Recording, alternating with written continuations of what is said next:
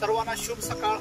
आजच्या या दिवसाला सुरुवात करण्यासाठी आपण पवित्र वचनातून या पवित्र वचनाच्या द्वारे आपण मार्गदर्शन घेऊया आणि आपल्या दिवसाला या वचनाने आपण सुरुवात करूया।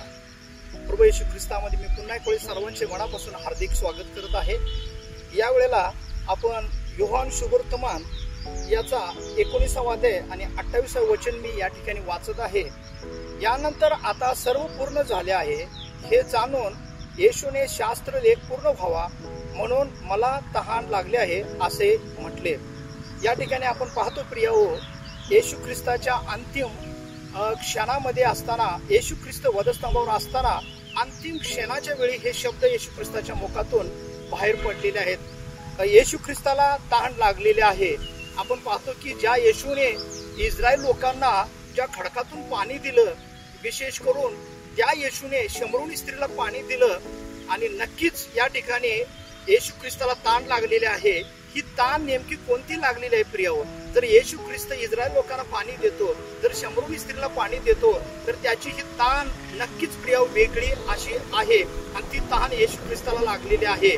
आपण या ठिकाणी आपल्या दैनंदिन जीवनामध्ये जीवन जगत असताना, मानवी जीवनामध्ये आम्ही राहत असताना आम्हाला नेहमीच या ठिकाणी ताण लागते।